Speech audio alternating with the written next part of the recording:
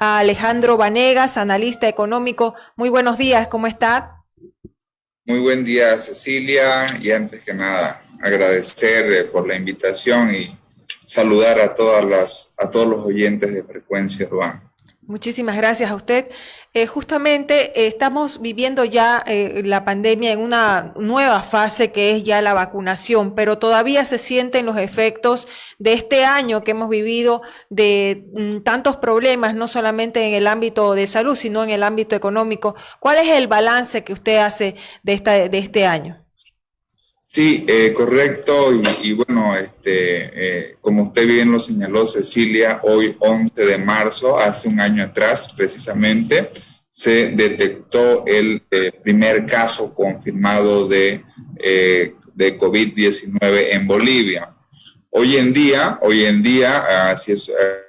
si hace un año fue el primer caso, hoy en día nunca nos imaginamos de que el impacto iba a ser con más de 250,000 infectados en nuestro país, ¿no? Y sin duda alguna que esto no es algo que vaya a acabar de forma inmediata. Posiblemente va a estar comprometido inclusive todo el primer semestre del 2021, es decir, hasta el mes de junio. Y si no se toman las acciones y medidas correspondientes en términos de vacunación, de las medidas de bioseguridad, etcétera, puede inclusive abarcar también hasta el segundo semestre del año. ¿Y cuáles serían las secuelas más importantes que ha dejado hasta el momento esta pandemia en el país desde el ámbito económico?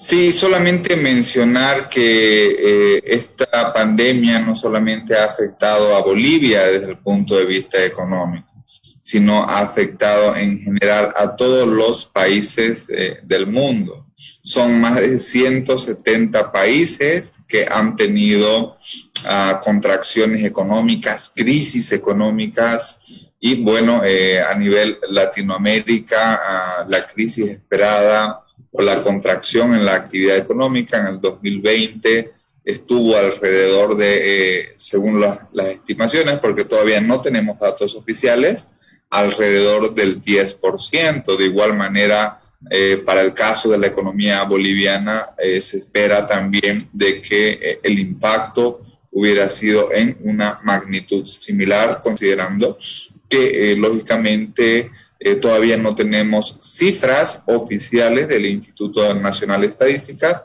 en relación al tema del impacto económico. Sin embargo, esas serían las estimaciones, alrededor del 10%. ¿Eso se puede traducir en números al margen del porcentaje para tener una idea más cabal de cuántos millones de dólares en sí significa esta pérdida? Claro, si hablamos de actividad económica en Bolivia, está alrededor de los 40,000 millones de dólares, ¿no? En un año se mueve en el país alrededor de 40,000 millones de dólares. Si calculamos un cálculo rápido del 10%, estaríamos señalando una afectación en torno a los 4,000 millones de dólares. Si hablamos esto por persona, digamos, ¿no? Por persona, si yo gano, no sé, $100 o ganaba $100, mis ingresos se han visto afectados al menos en promedio en $10 de cada $100, ¿no? Que eso es el 10%, que eso lógicamente en promedio ha afectado a todas las personas. Desde luego, hay personas que se han visto afectadas en su totalidad porque han perdido su trabajo, porque han cerrado su negocio, ¿no es cierto?, porque han disminuido sus ventas, pero en promedio, a nivel general, todas las personas han tenido una afectación del 10% en sus ingresos. Hablando ya justamente del tema del empleo, ¿qué cantidad de desempleo se ha generado en este último periodo? Bueno, yo me atrevería a decir de que con la pandemia se perdieron más de 250,000 empleos, ¿no? Entonces, a nivel Bolivia, lógicamente Eso afecta a la crisis económica y desde luego está casado también con la caída o la disminución en la actividad económica. Entonces, en vez de hablar de generación de empleo, básicamente lo que se ha sucedido es que hemos perdido así redondeando, cerca de 300.000 fuentes de trabajo. ¿Y cuáles han sido los sectores o el sector más golpeado justamente por esta enfermedad y que ha durado ya un año hasta el momento? Bueno, básicamente el sector más golpeado en el 2020, hablando del año pasado, fue el sector de la construcción. El sector de la construcción que hoy en día ya está recuperándose, sin embargo, todavía no ha podido recuperarse.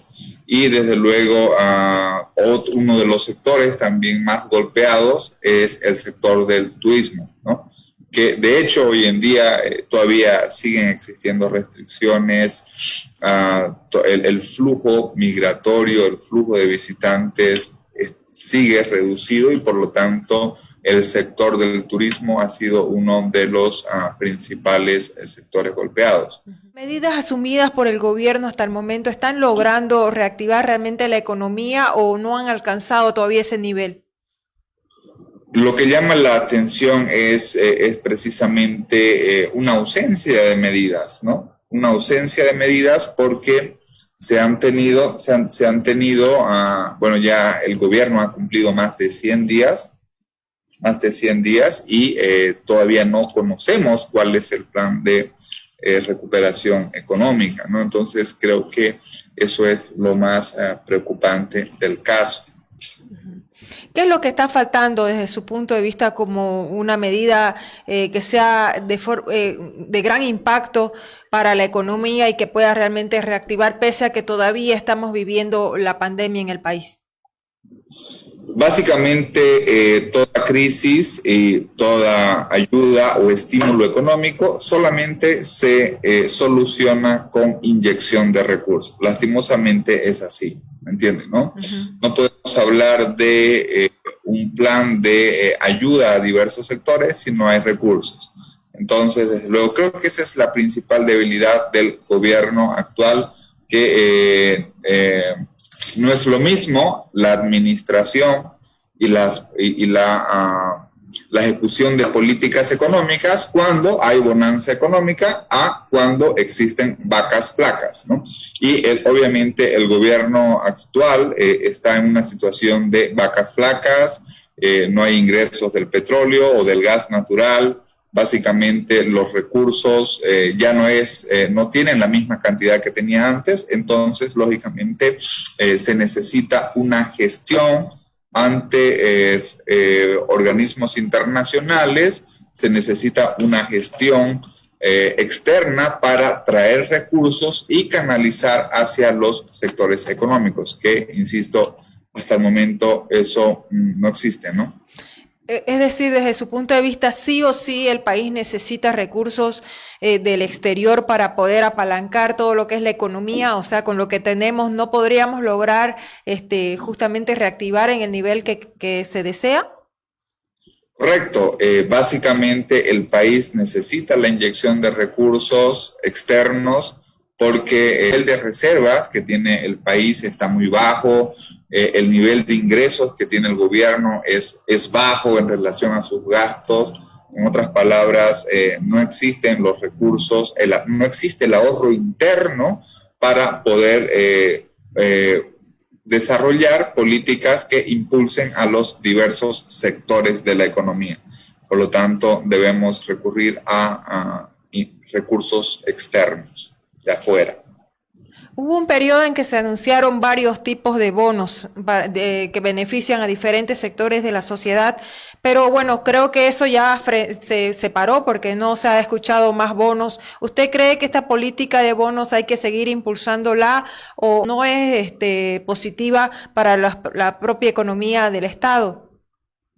En realidad lo que necesitamos es más fortalecer la parte productiva que la parte del gasto. Porque, ¿qué es lo que sucede? Lo que sucede es que cuando hay un bono, eventualmente las personas tienen un ingreso temporal que puede ser un mes, 2 meses, dependiendo del bono, y lógicamente eso desaparece, ¿no?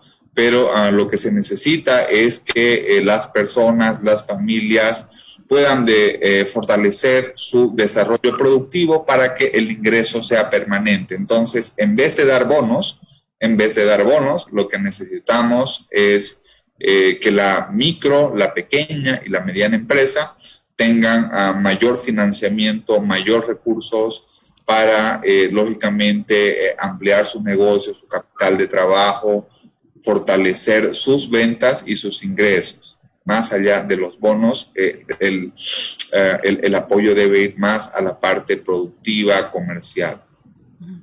Bueno, muchas gracias al analista económico Alejandro Vanegas por esa mirada, ese análisis justamente a un año del inicio de la pandemia en el país. Muy amable. Muchas gracias, Cecilia, y un saludo para todos los oyentes de Frecuencia Urbana, siempre disponible. Gracias, buenos días. Súmate a la radio de lunes a viernes de 9 a 11. Síguenos en nuestras redes sociales, Facebook, YouTube y Twitter. Publicite aquí. Contáctenos en el 780-84058.